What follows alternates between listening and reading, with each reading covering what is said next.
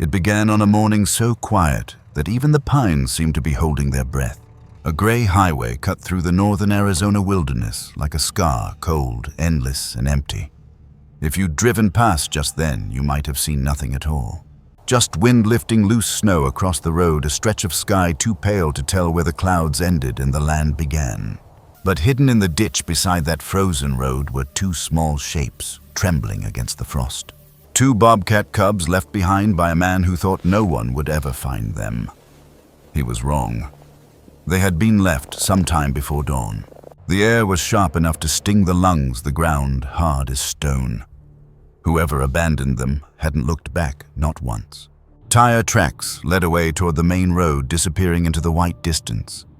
The cubs were no more than a few weeks old. One slightly larger tried to lift its head now and then, only to collapse again. The other hardly moved at all, its tiny ribs rising and falling like fragile paper. Their fur was clumped with ice, their small paws cracked and bleeding. They didn't cry out. Not because they weren't afraid, but because their bodies were too weak to waste the strength. Snow gathered on their backs. The world went on as if nothing had happened. Cars passed their noise, swallowed by the wind. Somewhere far off, a raven called its echo, fading into the hills. And in that silence, between one heartbeat and the next, the story of an unlikely hero was already beginning. Northern Arizona is full of forgotten roads like this, places where the desert meets the forest, where red earth gives way to pine, and the wind smells of cedar and dust. In winter, it becomes something else entirely. The cold comes not just from the air, but from the sense of distance. Miles of nothing. Miles where no one would think to stop. That morning, the sun tried to break through a layer of thin clouds. Light spilled across the landscape like pale honey, catching the edges of the snowdrifts. For a moment, it touched the cub's fur, a soft, flickering warmth in a world that had gone bitterly cold. It didn't save them, but it marked them, as if nature itself had decided their story wasn't finished yet. Cruelty rarely happens loudly. Sometimes it's as quiet as a truck door closing, as final as an engine starting. It's the kind of silence that doesn't echo, it just lingers. The man who left those cubs behind probably told himself it didn't matter. Maybe he thought they were too wild to live or too small to care about. Maybe he'd raised them illegally and feared the law more than his conscience. Whatever the reason, what he left behind wasn't just two helpless animals. He left behind a choice, one that would soon find its way into the hands of a man who'd forgotten what it meant to choose hope over despair. Something is haunting about an empty road after a bad decision. It doesn't erase the act, it just waits for someone else to find it. Bobcats are solitary creatures, secretive and fiercely protective of their young. In the wild, a mother will keep her kittens hidden in a rocky den or a hollowed log until they're old enough to hunt. She nurses them, grooms them, and teaches them how to survive. Without her, they don't last long. In freezing weather, a bobcat cub can lose body heat 4 times faster than an adult. Within hours, exhaustion sets in. Then stillness. That's the way it usually ends. But not this time. If you stood on that road, then you might have noticed something faint, the echo of another engine far down the hill. An old pickup moving slowly through the fog, its headlights dull and yellow against the white. Inside that truck sat a man named Daniel Rourke, his dog, Scout, curled up on the passenger seat. He wasn't looking for anything that morning. Not trouble, not redemption, not a reason to stop. He was just driving the long way home like he often did when the quiet of the house became too much. He had lost his wife Eleanor 2 winters ago, and since then the silence had become its own kind of company. When you live alone long enough, you start to make peace with small routines. The sound of the heater, the rhythm of the wipers, the way the morning light touches the steering wheel. You don't expect your life to change anymore. You just try to keep moving through it. That's the thing about kindness. It doesn't always come from the people you expect. It doesn't even always look like kindness at first. Sometimes it's a pause on a roadside, a moment of hesitation that interrupts a life already drifting toward our quiet forgetfulness. And sometimes it begins with a sound so faint you almost think you imagined it, the low whimper of something alive, hidden beneath the wind. When Daniel's truck rounded the bend, that's what he heard. Not loud, not clear, just a flicker of sound against the hum of the tires. He might have ignored it. Most people would have. But Scout, his aging retriever, lifted her head and gave a low bark. That's all it took. Daniel slowed, then stopped. He opened the door and cold air poured in like a tide. The world outside was white and still. His boots crunched through ice-crusted snow as he walked toward the ditch. And then he saw them. Two small bodies pressed against each other, a fragile knot of fur and fear. The larger cub blinked once, its pupils narrowing to thin slits. The other didn't move. Daniel dropped to his knees without thinking. His breath clouded around him. He reached out, stopped, and hesitated. "Hey there." His voice cracked softer than the wind. "What are you doing out here, huh?" No answer, of course. Just trembling. Just the sound of his own heartbeat pounding in his ears. He'd seen bobcats before, plenty of them. He knew better than to touch wild animals. But this was different. These weren't predators. They were barely hanging on. And something inside him, something buried deep beneath years of quiet sorrow, refused to turn away. There's a moment sometimes when the line between human and animal fades. When what you feel isn't ownership or fear, it's recognition. Daniel saw it then. In the cub's unsteady blink, in the shallow breath that fogged the air between them, he saw the same fragile will to live that he'd once seen in Eleanor's eyes during her final days. The same plea for warmth, for one more chance. He felt his throat tighten, not from pity, but from something older and deeper, something like remembering. Wildlife experts say young bobcats imprint early. Their first weeks decide everything, whether they'll trust the world or hide from it forever. Left alone, their chances of survival are less than 10%. But nature has its way of balancing cruelty with compassion, sometimes through other animals, sometimes through us. If you've ever stumbled upon a creature in need, a bird caught in wire, a stray trembling in the rain, you know the feeling. That pull in your chest, that small voice that says, "Don't walk away." It's rarely convenient. It doesn't fit into your plans. But for reasons you can't explain, you stop. You bend down. You care. Maybe it's because somewhere inside you remember what it felt like to be saved once too. Daniel didn't have a plan. He just knew the cold would kill them if he left. He reached into his truck for the emergency blanket, shook it open, and wrapped the cubs one by one. They were lighter than he expected. One stirred weakly. The other only twitched. Scout stood nearby, tail low, watching with curious eyes. As Daniel lifted the smaller cub, the dog gave a soft whine, as if approving or maybe understanding. He carried both to the truck, set them gently on the back seat, and turned the heater up full. For a long moment, he just sat there, hands gripping the wheel, heart thudding hard in his chest. Then he looked into the rearview mirror. Two pairs of eyes blinked back at him. Fear, fragility, life. He whispered, "Hang on, little ones. We'll figure this out." And as the truck rolled forward, the wind shifted, sweeping across the empty road like a sigh of relief. Sometimes fate doesn't send a hero. It sends an ordinary person who's been hurting long enough to recognize pain in another living thing. Maybe that's what grace really looks like. Not a miracle, but a moment when someone simply decides not to look away. The man who left those cubs behind believed no one would ever know. But kindness has a way of leaving its own trail, one you can't cover even in snow. If you believe compassion can still find its way into the coldest corners of the world, stay with us.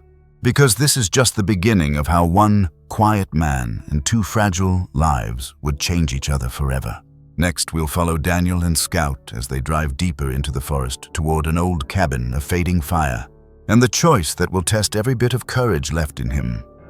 Sometimes salvation isn't loud. It's a whisper in the snow asking you to follow. Some people pass by suffering and never see it. Others can't.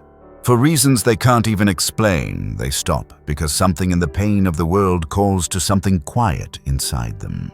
That's what happened to Daniel Rourke that morning on the frozen highway.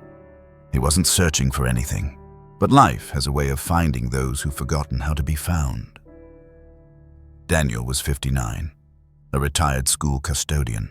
The kind of man who fixed what others broke and asked for nothing more than silence when he got home.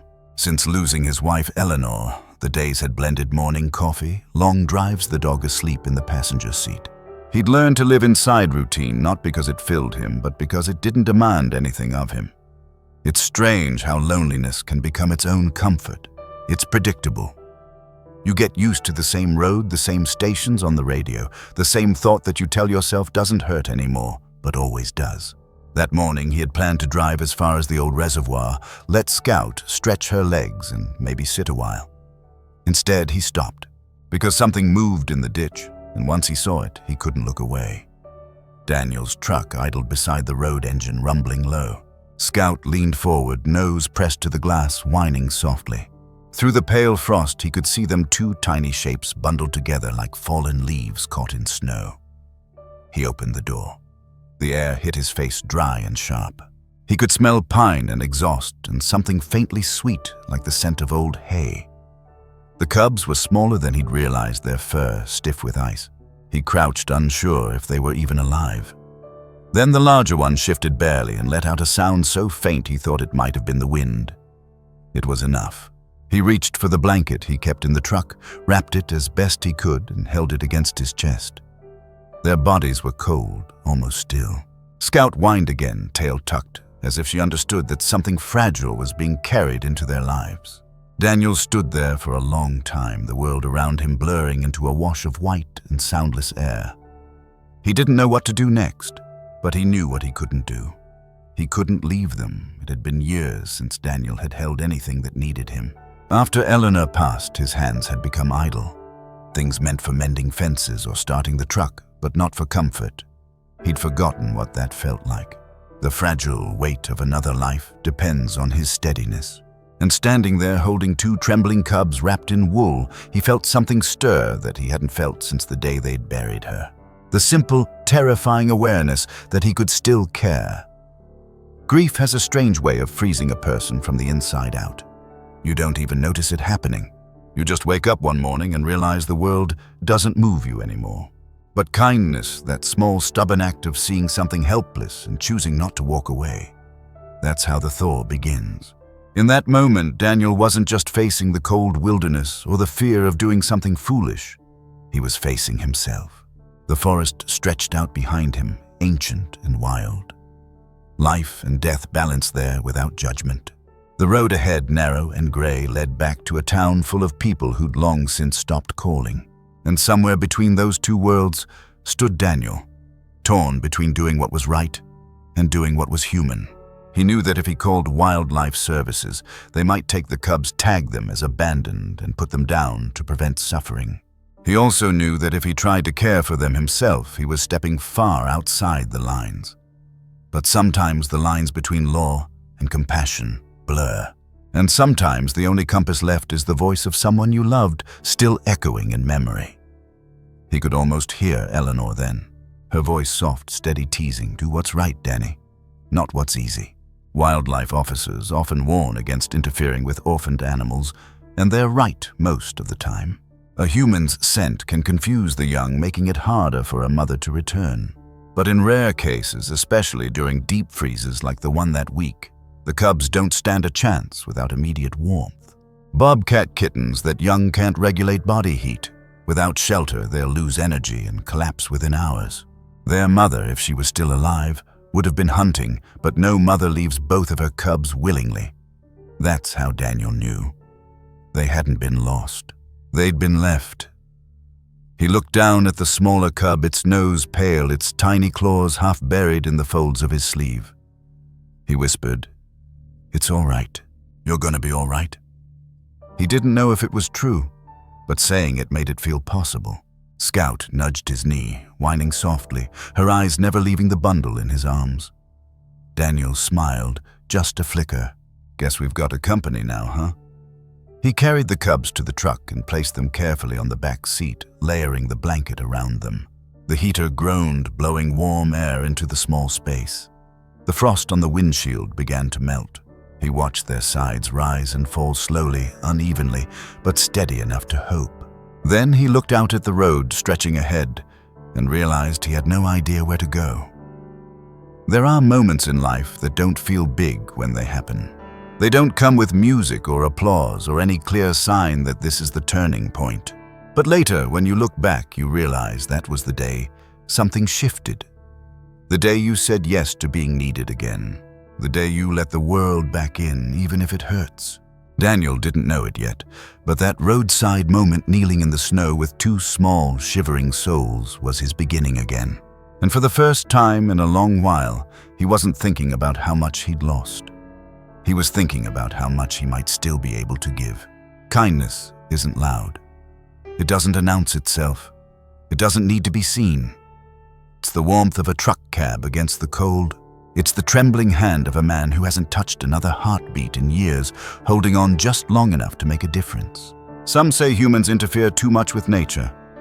Maybe they're right. But sometimes compassion is nature too. It's the part of us that refuses to let cruelty have the last word. And for Daniel, that moment was about more than saving two wild cubs. It was about saving a part of himself that he'd quietly buried with his wife, the part that believed life still held goodness worth fighting for.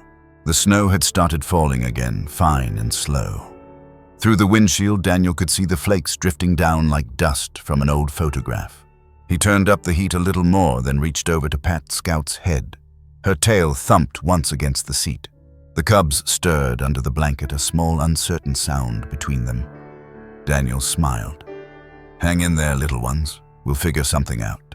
The light outside softened the horizon, barely visible through the gray haze. He shifted the truck into drive. The wheels spun once, then caught. Slowly, carefully, he pulled back onto the road. Every life deserves a second chance. Even the ones that don't seem like they matter anymore. Maybe especially those. As the truck moved through the snow, Daniel felt something inside him move too small, but real. It was the first spark of purpose he'd felt since Eleanor's laughter stopped echoing through their house. Sometimes it takes the smallest, most fragile thing to remind you that you're still alive. Bobcats are born blind, their eyes opening around 10 days after birth. They rely entirely on warmth, touch, and instinct to survive. Humans aren't so different. We might speak reason, but when grief blinds us, it's warmth that saves us. Connection. The quiet presence of another living thing saying, "You're not alone." And in that way, Daniel and those two cubs were the same three souls stranded in a cold world, trying to find their way back to warmth. The drive stretched on for miles. No music, no talk. Just the steady rhythm of the tires, the hum of the heater, and the soft breathing of the cubs behind him. Every sound seemed to belong. The silence wasn't empty anymore, it was full of life. And for the first time in a long while, Daniel didn't mind where the road led. The world outside was still cold, still lonely. But inside that old truck, something gentle was beginning again.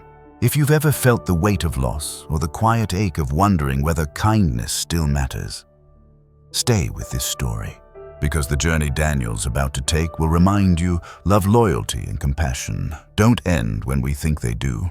They wait sometimes by the side of a frozen road until someone can't look away. Next, we'll follow Daniel as he drives deeper into the woods, toward the small cabin that once belonged to his father, and where a fire long gone cold will burn again for two cubs, a dog, and a man learning that second chances often arrive in the quietest ways. The road ahead looked endless gray ribbon, twisting through snow and pine, fading into fog. Daniel didn't know where he was going. He just knew he couldn't stay still. Sometimes when life has taken everything from you, moving forward is the only thing that feels like hope. Inside the truck, the heater hissed and rattled, filling the cab with dry warmth. Scout lay curled on the passenger seat, her muzzle resting on the blanket that covered the cubs. The two tiny bobcats, fragile, bundles of fur and heartbeat, barely moved. Every few minutes, one would twitch a paw, stretching a small sound escaping. Daniel glanced into the rearview mirror again and again, as if by watching them, he could keep them alive. The road wound through the ponderosa forest to tall trees lining the way like silent witnesses. The sun was already slipping lower, a dim orange disk behind layers of gray cloud. He hadn't planned to drive this far, but when you carry something fragile, the idea of stopping feels impossible. Daniel's hands gripped the steering wheel tighter than necessary. The old leather was smooth beneath his fingers, worn by years of habit.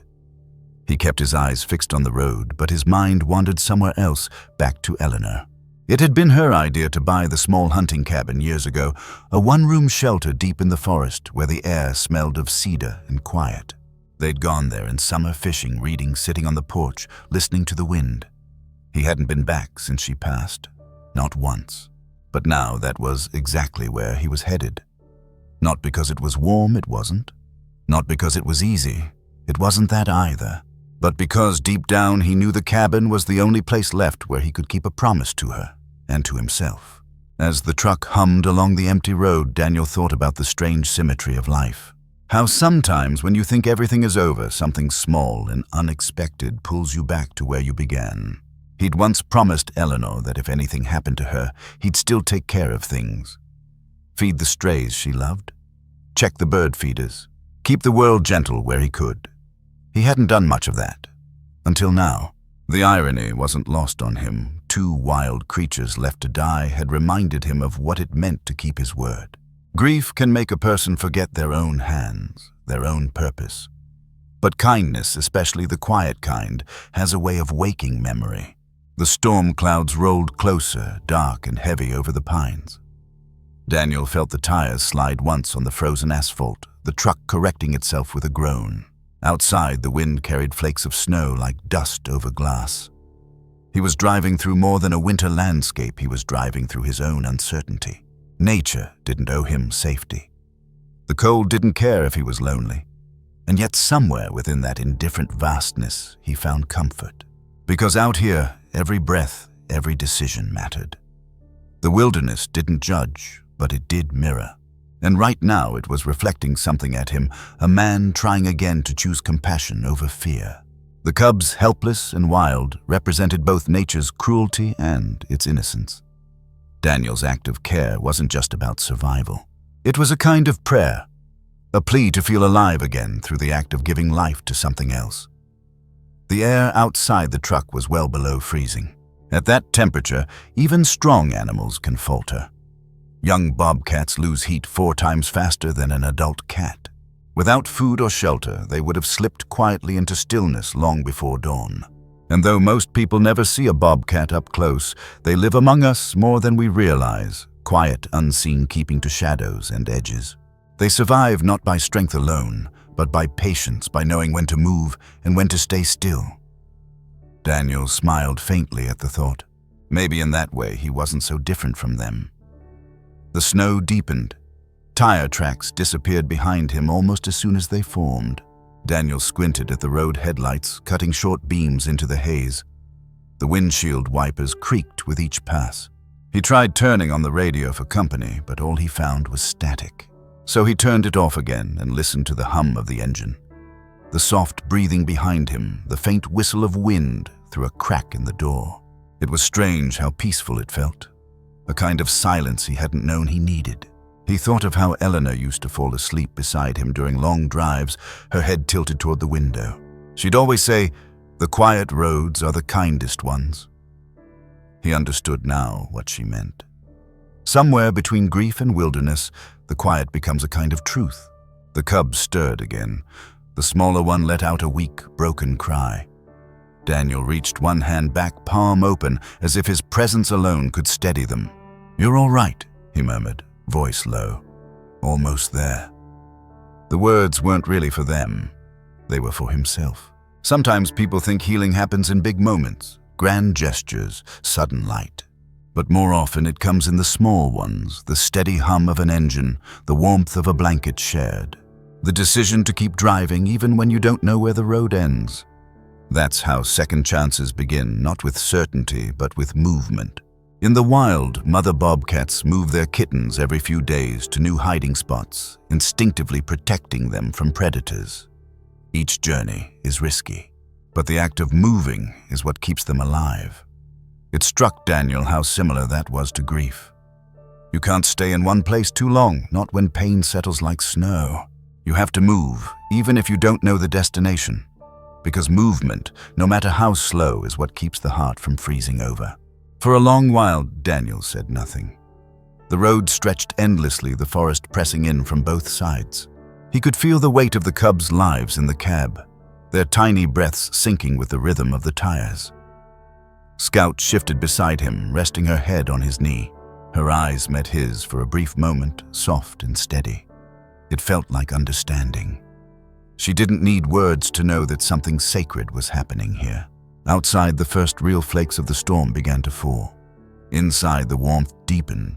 In the hush of that drive, Daniel felt something he hadn't felt in years: belonging. Not the kind that comes from people or places, but the kind that rises when you realize your heart still recognizes kindness. Some say fate has a way of weaving threads we don't see. Maybe it wasn't an accident that Daniel took that road, or that the cubs were left where he'd find them. Maybe the world in its quiet wisdom had decided both sides needed saving. Eleanor used to tell him, "Nothing is ever truly lost, Danny. The universe just rearranges what we're ready to love again." He hadn't believed her then. Now he wasn't so sure. He looked once more in the rearview mirror, the faint rise and fall of two tiny bodies wrapped in flannel, and whispered, "You found me first, didn't you?" Hours later, as the last light of day faded, Daniel turned off the main road onto a narrow trail half buried in snow. The truck groaned as it climbed the small hill tires, crunching through ice. The old wooden sign came into view, half fallen, carved with the name of his father, Rourke's Hollow. The cabin stood at the end of the lane roof, sagging under the weight of snow, chimney dark and cold. It hadn't seen life in years, but to Daniel it looked like salvation. He parked near the porch and sat for a moment, listening to the ticking of the cooling engine. The cubs were still there, breathing faint but steady.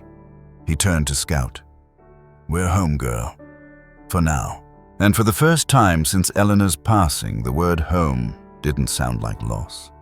It sounded like a possibility. As he carried the cubs inside, the wind swept through the trees behind him, whispering across the snow. The forest wasn't cruel.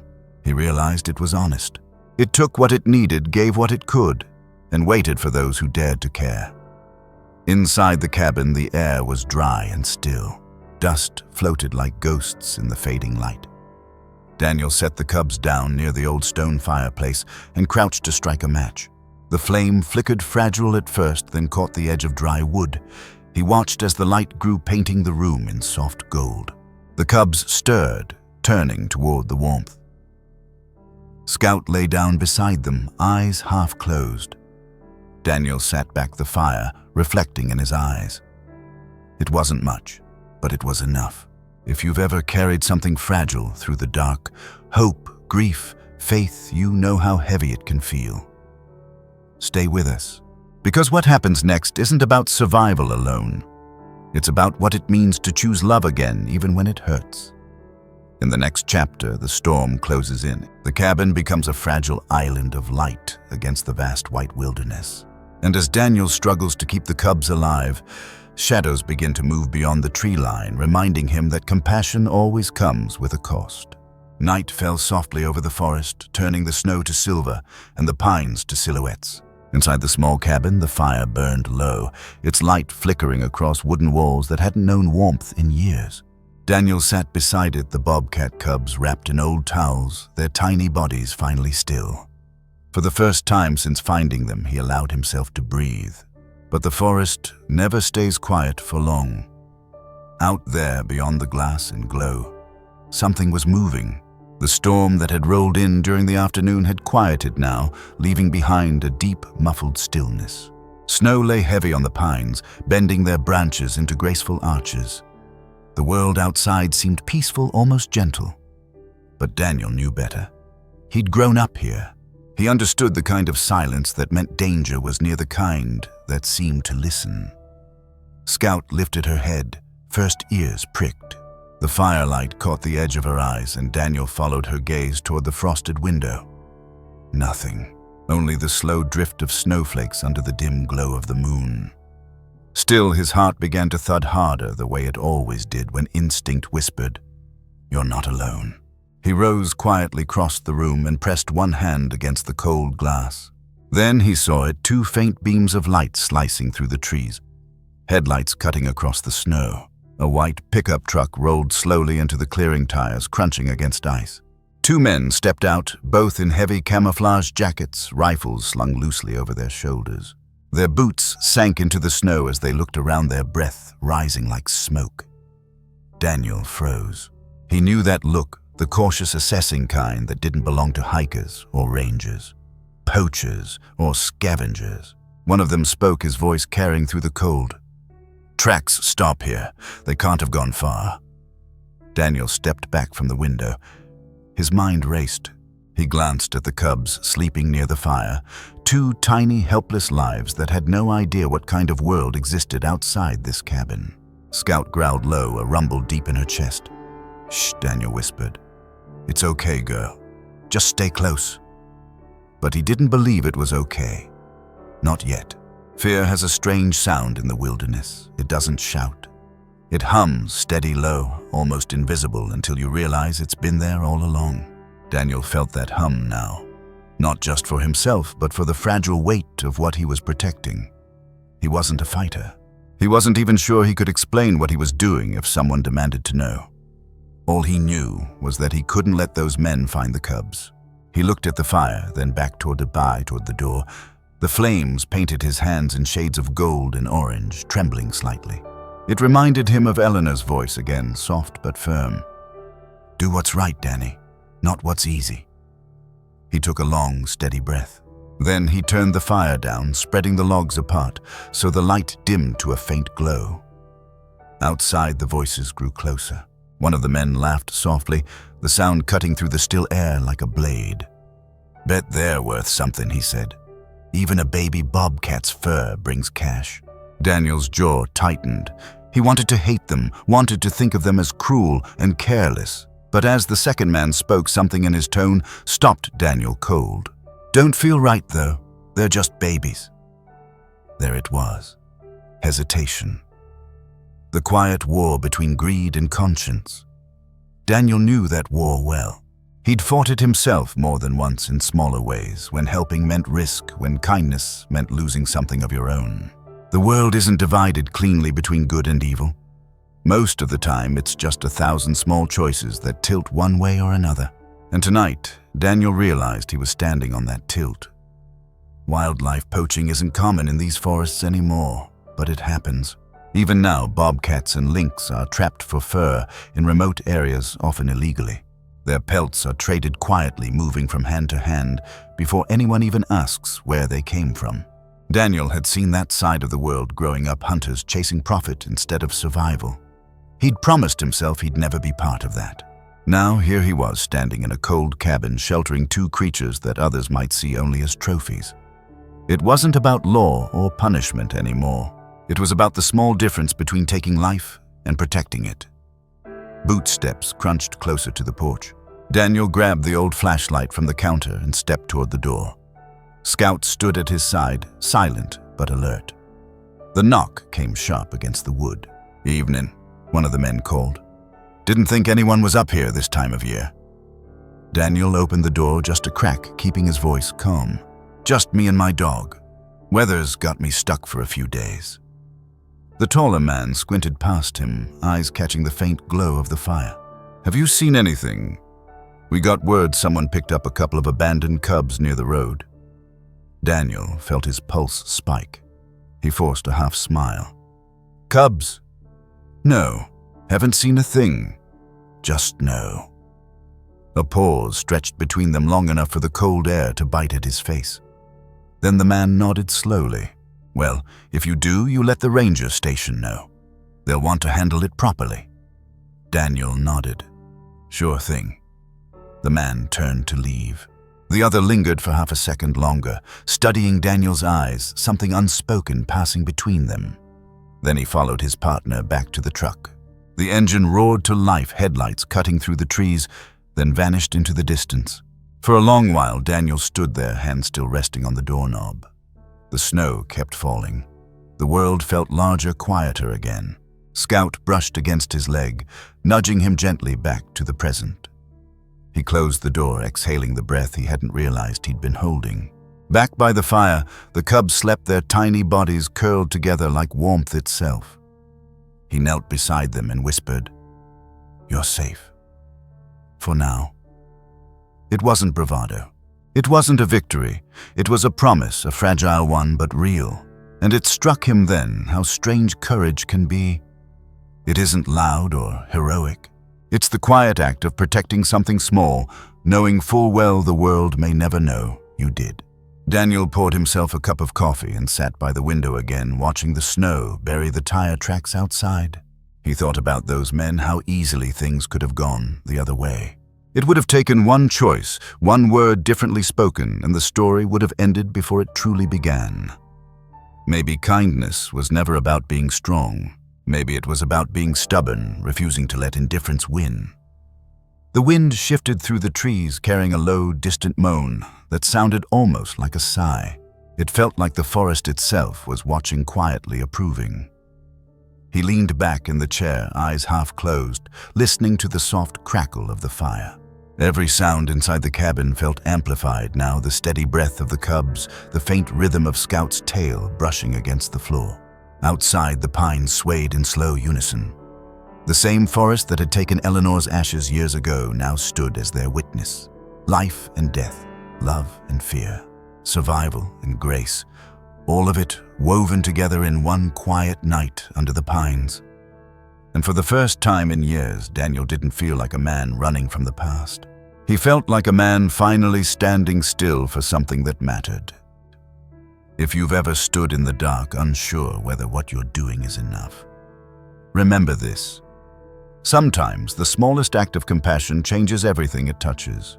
Stay with us, because what happens next will test Daniel's promise, the storm's mercy, and the fragile line between love and letting go. As dawn breaks and the storm deepens, the cabin becomes both refuge and trial. The world outside will close and the fire will burn low, and Daniel will discover that saving something wild means confronting what's broken within himself. Sometimes the real shadow isn't in the forest. It's in the heart, still learning how to trust the light. The storm arrived before sunrise, rolling in like a tide of white and silence. By the time Daniel opened his eyes, the cabin was wrapped in snow, thick enough to bury the world. He couldn't see the road anymore, or even the tree line beyond the porch. Just endless gray light falling in slow, relentless waves. Inside, everything depended on the fire. For the next 3 days, time seemed to lose its edges. Morning, afternoon, night, they all blended into the same steady hush of wind and wood crackling. The old cabin creaked under the weight of snow on its roof. Each gust sounded like the world exhaling each ember like a small defiance against the cold. Daniel moved through those hours quietly, his days becoming a pattern. Feed the cubs, stoke the fire, check the door to make sure the drifts hadn't trapped them inside. It wasn't much of a plan, but it was purpose, and for a man who'd been living without one, that meant everything. Scout rarely left the cubs' side. She seemed to sense what Daniel was doing and why. She'd nudge him toward the hearth when his hands shook too long over the firewood, then curl herself into a half circle around the tiny creatures as if to lend them her warmth. It was the kind of wordless loyalty only animals seem to understand. Love without reason or condition. Each morning, Daniel would heat water in the dented pot on the stove, mixing what was left of the honey and milk powder into a thin, warm broth. He'd dip an old rag into it, squeezing out drops into the mouths of the cubs one by one. Sometimes they would swallow. Sometimes they wouldn't. The smaller one, the weaker one, worried him most. It still hadn't opened its eyes fully. But once, when the fire burned bright, it let out a sound that wasn't quite a cry, not quite a growl, something between hunger and hope. Daniel smiled through the tightness in his throat. "That's it," he whispered. "That's life talking." He stayed close, dozing lightly through the day, waking every hour to check their breathing. When exhaustion hit, he'd stare into the fire until the orange blurred into gold, and in the glow, he sometimes thought he saw her, Eleanor, just out of reach, her face gentle and unafraid. Grief is strange. It doesn't disappear, it just changes shape.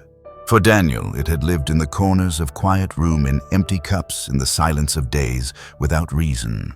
But now it had found a new form, a warmth he could touch, a life he could guard. The more he cared for those cubs, the less the cold seemed to win. He realized something then: healing doesn't always feel like joy. Sometimes it just feels like staying alive long enough for something else to depend on you. And maybe that was enough. Outside, the storm raged relentless and pure.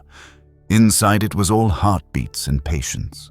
Daniel thought of how nature gives second chances, but never without asking something in return. A mother bobcat will risk everything for her young, moving them through wind and frost to safety. The forest gives shelter, but it demands endurance. Maybe that was the bargain of life. Love always costs something. But even loss, he realized, was proof that you'd cared. He glanced at Scout, sleeping beside the cubs, and said softly, "We're all just learning how to keep each other warm, huh?" The dog stirred, gave a small sigh, and leaned closer. It was a simple moment, but in that quiet, Daniel felt less alone than he had in years. Snowstorms in northern Arizona aren't gentle. They come fast, often trapping hikers and cutting off roads for days. When temperatures drop below freezing, survival becomes a matter of rhythm, keeping heat, conserving energy, staying alert. Daniel knew this instinctively. His father had drilled it into him as a boy. Don't fight a storm, Danny. Work with it. Keep your fire alive and wait for the sky to forgive you. So that's what he did. He measured wood-rationed food and boiled snow for water.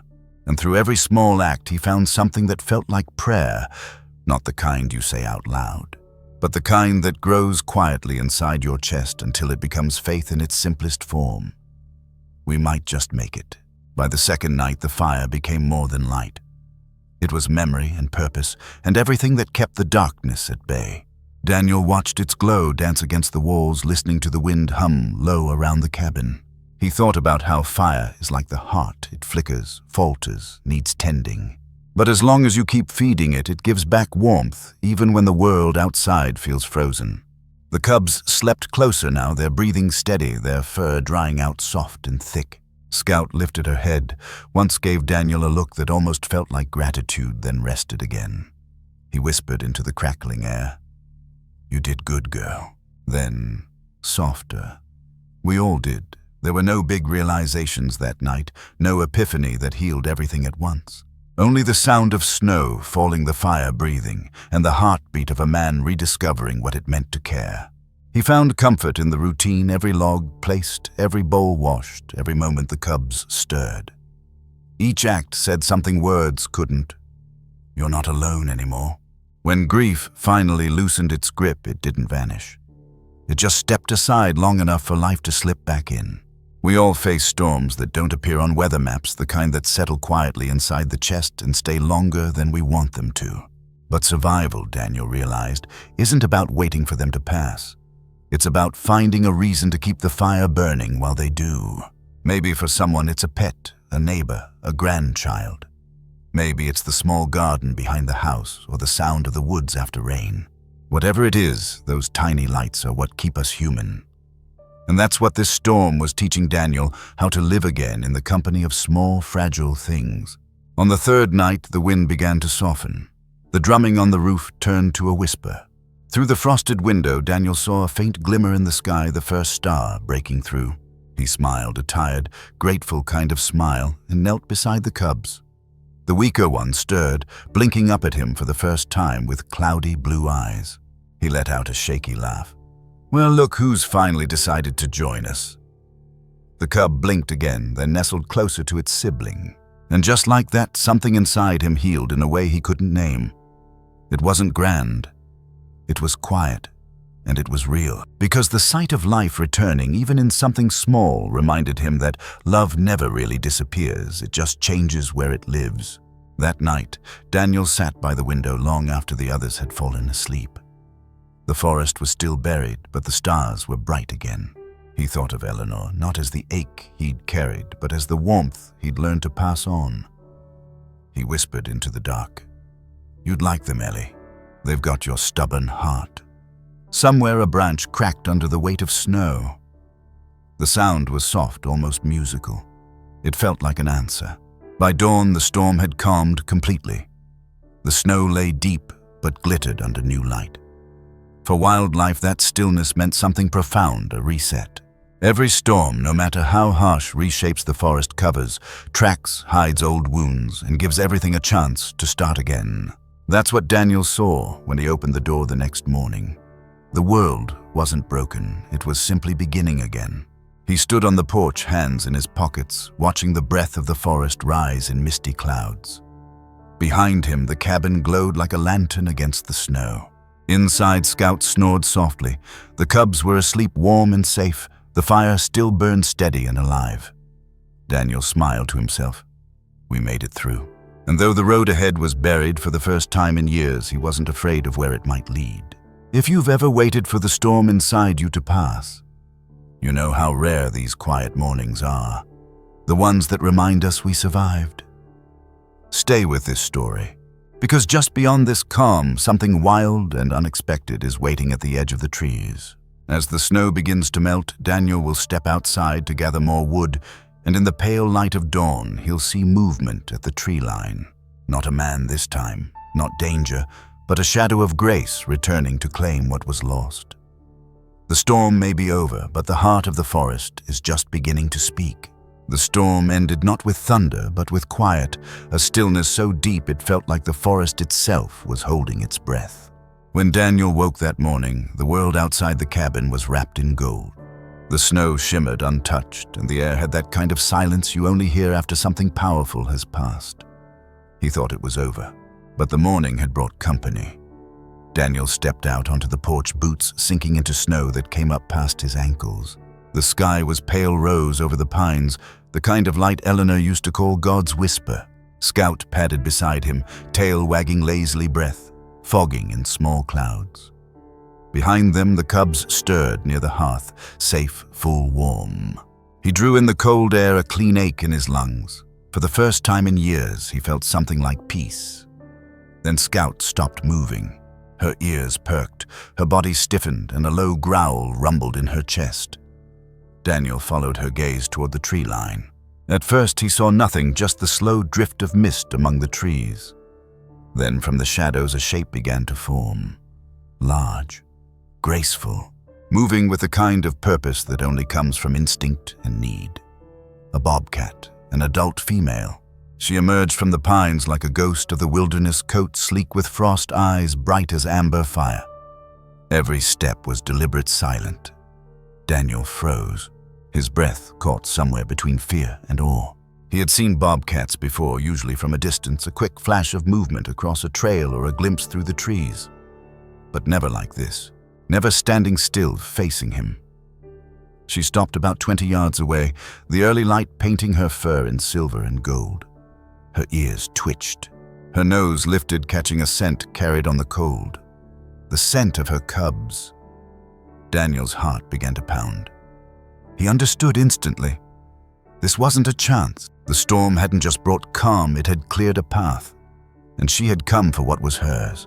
There's a strange humility that comes when you find yourself face to face with the wild. It reminds you just how small you are, how everything you thought you owned is borrowed, and everything you thought you saved was never yours to keep. Daniel stood there, half hidden behind the porch post, watching her. She didn't growl. She didn't advance. She simply waited. And in that stillness, he felt something deeper than fear. Something like reverence. He thought of Eleanor again, her love for the quiet creatures of the woods.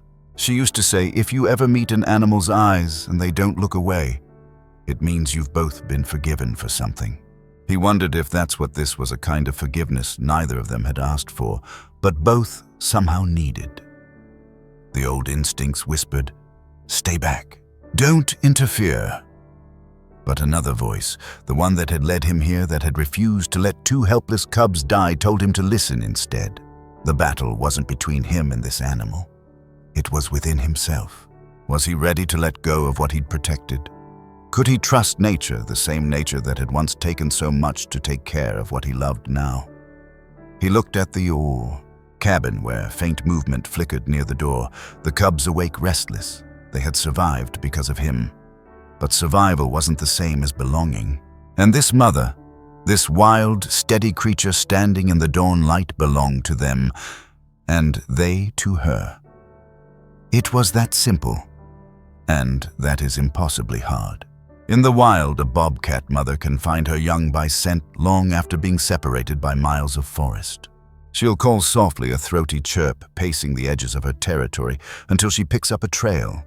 Even after days of blizzards or danger, she rarely gives up.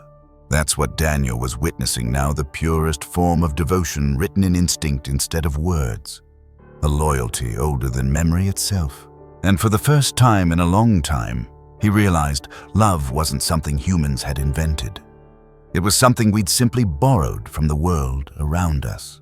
He turned back to the cabin and looked through the window. The cubs were awake now, their small heads lifting, ears twitching. They could smell her too. Daniel felt his chest tighten. He knew what had to happen. Every instinct screamed to hold on to protect what he'd nurtured through the storm. But another instinct, quieter and wiser, reminded him. Keeping them would mean denying them what they were born for. He opened the door slowly. The wind brushed his face cold and clear. The mother didn't move. She just watched her tail flicking once, twice. Daniel knelt, voice barely above a whisper. "Go on, little ones. She's here." The cubs hesitated, blinking against the light. One took a step, then another. Scout stayed still, ears lowered, but calm, as if she understood this part wasn't hers to guard. And then, in a moment that felt suspended in time, the cubs crossed the threshold. They stumbled through the snow, awkward but determined, drawn by the soundless pull of recognition. The mother bobcat let out a low, vibrating hum, a sound so deep it seemed to come from the earth itself. When the first cub reached her, she bent low, touching her nose to its head. The second followed, pressing against her chest, small body trembling. She made another sound, softer now, not a growl, not a cry, but something between a heartbeat and a prayer. Daniel stood in the doorway, breath caught in his throat. It wasn't grief he felt, not this time. It was something gentler, a release, a surrender, a reminder that love in its truest form doesn't cling, it lets go. He whispered, "You're home now." Maybe he was saying it to them, maybe to himself. The scene unfolding before him didn't need words to be understood. It was the oldest story there is, the one about losing, finding, and returning. And in that fragile stillness, Daniel felt something sacred. Not in a church, not in a prayer, but in the quiet exchange between a mother and her young. Between the wild and the human. Between what was taken and what was given back. He realized then that maybe the divine isn't in miracles that defy nature, but in moments that honor it. Biologists say that when a mother bobcat reunites with her cubs, she spends hours cleaning them, covering their scent, restoring the bond. It's instinct, yes, but also care, tenderness, renewal. To watch it is to witness nature remembering itself. That's what Daniel saw as she nudged them close and began to lead them back toward the trees. Each step is deliberate. Each pause is a promise. He could have closed the door right then, gone back inside, pretended he hadn't seen. But he stayed, because some endings deserve to be witnessed. The sun rose higher, light spilling across the clearing. Steam lifted from the snow like smoke, fading into the cold air. Daniel watched until the last trace of them disappeared beyond the trees, the flick of her tail, the small shapes following close behind. When it was over, he didn't move. He stood there for a long time, letting the wind pass through him, feeling both empty and full at once. Scout nudged his hand, pressing her head against his palm. He smiled faintly. "Yeah, girl," he whispered. "They're where they belong." Inside the cabin was still warm. The fire, though smaller, now still glowed in the hearth. He added another log, watching sparks rise like tiny stars. And for the first time since the storm began, he wasn't tending it for survival. He was tending it for gratitude.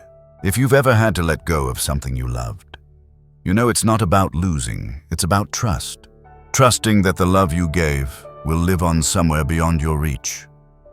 Stay with this story, because as Daniel steps back into the quiet cabin, he'll discover that even after goodbyes, kindness leaves traces that never fade. In the next chapter, mourning turns to memory. The forest will return to stillness, but not emptiness. Daniel will wake to find that love, whether human or wild, always circles back, leaving behind something invisible yet eternal, proof that compassion once given never really leaves the world at all. It happened so quietly that it almost didn't seem real.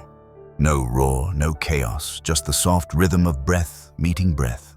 The forest, still damp from melting snow, stood motionless, as if time itself had paused to watch. What unfolded next wasn't just a reunion, it was recognition. Daniel stood in the open doorway, his boots half buried in the snow, his breath fogging the air. The world around him was bathed in gold sunlight, spilling through branches, catching the frost like sparks of glass. He'd seen storms, loss, and miracles before in smaller forms, but nothing like this. The sight of something wild and maternal, strong yet fragile, reclaiming what was almost lost. The mother bobcat crouched low, her muscles fluid beneath her winter coat. The cubs crept toward her, their small tracks pressed deep into the snow. One stumbled, caught itself, then pushed forward again. The sound of their tiny claws scratching against ice was the only noise in the clearing. And then the smallest one reached her. It lifted its face, opened its mouth, and let out a single broken sound. Coo that was neither fear nor hunger. It was recognition, pure and whole. Daniel felt the sting of tears before he even realized he was crying. He'd seen love before, but not like this, not stripped of words, explanations, or reason. Just instinct, just a connection. The mother leaned down her nose, brushing the cub's head. A soft rumble escaped her throat, low, rhythmic, ancient. The kind of sound that vibrates more than it's heard, the kind that says, "You're safe now." The second cub pressed close, climbing clumsily over her front paw. She tolerated it, which seemed older than the mountains themselves. Her eyes closed briefly, and Daniel could swear he saw something human there, a quiet relief, a peace that needed no language. For a few seconds, everything around them disappeared. The wind softened, the forest breathed, and in that tiny clearing, life continued the way it was always meant to. Watching them, Daniel felt something shift deep inside. It was the kind of feeling that doesn't announce itself, it just settles into you, changing how you'll see the world forever after. He realized that love isn't just a human thing, it's the oldest language there is. You can find it in the way a bird feeds its young, in the way trees lean toward light, in the way a mother bobcat travels miles through snow just to find the ones she lost. He thought about Eleanor, how she used to feed stray cats that wandered through their yard, how she'd whisper to them as if they could understand. Maybe they could. Maybe everything alive understands kindness when it's offered freely. The thought warmed him in a way the fire never could. Letting go, he realized, isn't the opposite of love. It's what proves it was real in the first place. To hold something forever would mean to deny it its freedom. But to release it, to trust it will find its way back to where it belongs. That's faith. And faith, Daniel thought, is just love stretched far enough to touch the wild. He'd spent years keeping his heart locked behind the walls of silence and routine, believing grief was safer than hope. But this small, perfect reunion had unlocked something that loss could no longer reach. For the first time, he didn't feel haunted by what was gone. He felt surrounded by what remained. In the wilderness, reunions like this are rare. When cubs are separated for too long, even a mother may not take them back. The bond, though fierce, is fragile. It depends on recognition, scent, and sound. Yet sometimes, against every odd nature, chooses grace. The mother bobcat began to groom them, her rough tongue cleaning away the dirt and faint traces of smoke from Daniel's fire. She worked methodically, as if rewriting their story one stroke at a time. Each movement erased the danger they'd faced, returning them to what they were meant to be. Daniel watched, mesmerized. He didn't need to understand biology to know what he was seeing. He was witnessing survival turned into tenderness. And tenderness, he thought, was just another word for hope. As she cleaned them, Daniel stepped back slowly into the doorway. He didn't want to intrude. The fire crackled softly behind him, its glow stretching toward the snow like a quiet blessing. Scout came to stand beside him, pressing her shoulder against his leg. The dog's tail wagged once low and slow before she lay down head on her paws. Even she seemed to know this moment wasn't meant to be touched, only witnessed. Daniel smiled through his tears. "Look at that girl," he whispered. They found their way home. He thought of all the times he'd felt lost himself, how even when he tried to move forward, life seemed to loop back, bringing him face to face with the things he thought he'd left behind. Maybe we all do that, he thought. Maybe we all circle back in our own way until something or someone reminds us that love was never really gone.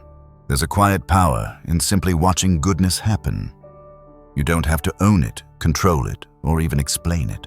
You just have to stand still long enough to let it reach you. That's what Daniel did. He didn't move. He didn't speak. He just let the sight of that mother and her cubs wash over him until it filled every space he'd been carrying for years. The ache in his chest, the one grief had carved, didn't vanish. It softened. It made room for something new: gratitude. And in that gratitude, he felt Eleanor again, not as a ghost, but as a quiet presence threaded through everything alive around him. The warmth on his face, the hum of the fire, the rhythm of breath beside him. She wasn't gone. She was just part of the story now. The forest has its own way of teaching lessons. It doesn't speak in words or offer explanations. It just shows you patterns, how everything connects, how endings become beginnings, how love, when given freely, never stops echoing. Daniel thought of how the fire in the cabin had kept them all alive through the storm. And now, in a different way, this wild reunion was keeping him alive. Maybe that's what kindness does. It circles back again and again, reminding us that the smallest acts ripple the farthest. The mother bobcat turned once, meeting his gaze for a single heartbeat before she disappeared into the trees. No anger, no fear, just understanding. It was all the thanks he needed. Wild animals rarely linger near humans once they've reclaimed their young. Within minutes, the clearing was empty again. The only signs of what had happened were a few paw prints leading into the pines.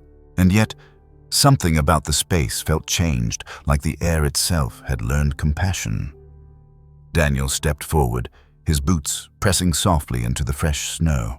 He knelt and brushed his hand over the prints, feeling the faint warmth left behind, already fading. He didn't try to follow. Some stories are meant to continue without you. As he stood there, Daniel realized that the moment wasn't about him at all. It was about what happens when you choose to act with kindness, even when no one's watching, even when you expect nothing in return. He had saved 2 small lives. But in doing so, he'd found his own reason to keep living. The road that brought him here had been long, cold, and lonely. Now, standing in that sunlight, he understood it had led exactly where it needed to. The snow began to fall again, softer this time, flakes drifting like blessings. He closed his eyes and let them land on his face. It felt like forgiveness. If you've ever watched something find its way home, you know the quiet joy that lingers long after it's gone. Stay with this story, because what comes next isn't about endings at all. It's about what remains after the wild has gone silent and how kindness continues to burn, even when no one is left to see the fire. In the final chapter, Daniel will return to his cabin where the echoes of the reunion will stay long after the footprints have faded. There, he'll discover that sometimes the truest reward for compassion isn't gratitude or recognition. It's the peace that comes from knowing you did something good, quietly, completely, and without expecting anything back. Morning came gently, no thunder, no wind, just the soft hush of a world that had survived the night. The snow had settled into smooth, unbroken drifts, gleaming like glass beneath the first touch of sunlight. Inside the cabin, the fire had burned down to a bed of orange embers. The storm, the struggle, even the sound of the cubs, it was all memory now. Only silence remained. Daniel stirred from a light sleep, the kind that doesn't rest the body so much as it keeps the heart from breaking. The first thing he noticed was the warmth. The fire, faint but steady, still glowed, painting the small room in shades of gold. The second thing he noticed was the absence. No small movements by the hearth, no soft breaths beside Scout's steady rhythm. Just quiet. But it wasn't the same kind of silence as before. It wasn't empty anymore. It was full. Full of what had been given and what had been returned. He rose slowly, poured water into a kettle, and set it over the coals. The sound of the simmering water filled the room, simple and alive. He didn't rush. There was no reason to anymore. The door creaked open as he stepped outside. The air was crisp, almost sweet. He could see where the cubs and their mother had gone, a winding path of paw prints trailing toward the pines. Already the snow had begun to fill them in, erasing the edges. By noon, they'd be gone completely. Daniel stood at the edge of the porch, eyes following that trail until it disappeared into the light. A small ache bloomed in his chest, but it wasn't pain. It was tenderness, the kind that comes when you realize something precious has passed through your hands and gone on to where it belongs. He reached into his coat pocket and pulled out something soft, a piece of Eleanor's old scarf frayed at the ends. The color faded from years of sun and washing. He smiled, remembering how she used to wrap it around her neck on cold mornings, how she'd laugh and say, "You can't love nature from a distance, Danny. You've got to stand in it." He tied the scarf to the porch railing, letting the wind catch its edge. It fluttered gently like a flag of quiet remembrance. The days that followed blurred together, but in a calm, steady way. He stayed in the cabin until the roads cleared, mending small things, patching the window frame, stacking firewood, feeding Scout scraps from his cooking. The forest had become his rhythm now, the creak of trees in the wind, the drip of snow melting from the roof, the steady heartbeat of a place that was still alive. Every morning he'd step outside with his coffee and look toward the tree line, half hoping, half knowing he wouldn't see them again. But one morning, maybe a week later, he did. For just a moment. Far down the slope near the edge of the stream, something moved between the shadows, a flicker of tawny fur. Then two smaller shapes tumbling beside it. They were too far to call out, too fleeting to photograph, but it didn't matter. They were there. Whole. Daniel smiled quietly, lowering his head in gratitude. It was enough just to know. He went back inside, sat by the fading fire, and thought about the strange way healing comes to people who've forgotten how to ask for it. It never arrives in grand gestures or thunderclaps. It comes slowly through small acts of kindness. A cup of warm milk, a shared silence, a choice to stop on the side of a lonely road when most would keep driving. Grief had taught Daniel that love can vanish without warning. But the bobcats, the mother her cubs, had taught him that love can also return in forms you don't expect. Sometimes it doesn't bring back what you lost. It brings what you needed to remember. And what he remembered was this: compassion in its truest form is not just about saving. It's about seeing what others overlook. Listening when the world has gone quiet. Choosing to care when it would be easier not to. He realized he hadn't rescued those cubs just to keep them alive. He'd rescued them because deep down they represented something sacred, the small, helpless parts of life that still believe in kindness. Weeks later, when Daniel finally drove home, the snow had melted into muddy ribbons along the road. The pines dripped with new life. Birds were returning, filling the air with sound again. The world had moved on, as it always does, but he was not the same man who'd left it behind. He carried something lighter inside him now, not absence, but acceptance. He'd thought compassion was a one-time thing, a burst of goodness that happens in crisis. But he understood now it was more like the fire in that cabin, something that needs tending, something that flickers but never truly dies. Each time he thought of the cubs, he didn't picture their fear or their weakness. He pictured them, strong, bounding through the trees, learning to hunt their mother, leading them through sunlight and shadow. And in those quiet thoughts, he found peace. Sometimes love's truest gift isn't in holding on. It's in having the courage to let it return to where it belongs. Wildlife researchers say that bobcats, though solitary, maintain strong emotional bonds during their first months of life. The cubs learn everything from their mother: how to find shelter, how to listen for danger, how to move unseen. Their survival depends on what they learn from her, not on who temporarily protects them. Daniel thought about that as he drove, the wind from the open window brushing against his face. He smiled at the idea that, in a way, he'd simply played his part, brief, necessary, and exactly enough. And maybe that's true for all of us. We're all caretakers for a moment or a lifetime of something fragile. Sometimes that's an animal, sometimes it's a memory, sometimes it's a person who needs our patience when we have very little left to give. We can't fix everything, but we can choose not to look away. When he reached the main road, Daniel glanced at the horizon. The mountains rose blue and soft in the distance. The same sky stretched above him that had stretched above those cubs, their mother Eleanor. All of it connected quiet threads of grace binding the living and the gone. He thought of how kindness works the same way, how one act, no matter how small, ripples outward into lives we'll never see. A rescued animal, a shared story, a heart mended by hope. He realized then that this story wasn't really about loss or even survival. It was about continuity, about the wild pulse of compassion that still beats beneath everything that lives. And for the first time since Eleanor's passing, Daniel whispered a prayer, not for her to come back, but to thank her for never really leaving. The quiet after a storm isn't empty. It's sacred. It's where gratitude settles, where reflection begins. If you've ever felt small in a big, uncaring world, think of Daniel. Think of that moment on a frozen road when one man stopped instead of passing by. It didn't make headlines. It didn't change the world. But it changed his world, and it gave two wild hearts another chance to grow.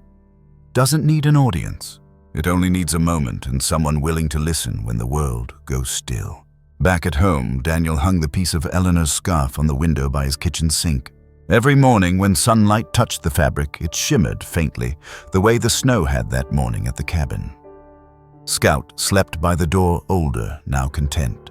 The world outside was green again. Somewhere far away in the woods, a mother bobcat was raising her young, strong wild free. Daniel smiled as he poured his morning coffee. The world wasn't cruel, not entirely. Sometimes it just waited for someone to remember how to be gentle again. Before you go, take a breath. Think about the small moments that changed you, the ones that reminded you of what still matters. Maybe it was an animal that trusted you for the first time. Maybe it was a stranger's kindness on a hard day. Maybe it was simply the quiet after your own storm. If this story touched something in you, let it stay. Let it remind you that compassion still belongs in this world, and it starts with us. Please like this video, subscribe, and share it with someone who still believes in goodness. And if you'd like to go one step further, click the super thanks or donate button below.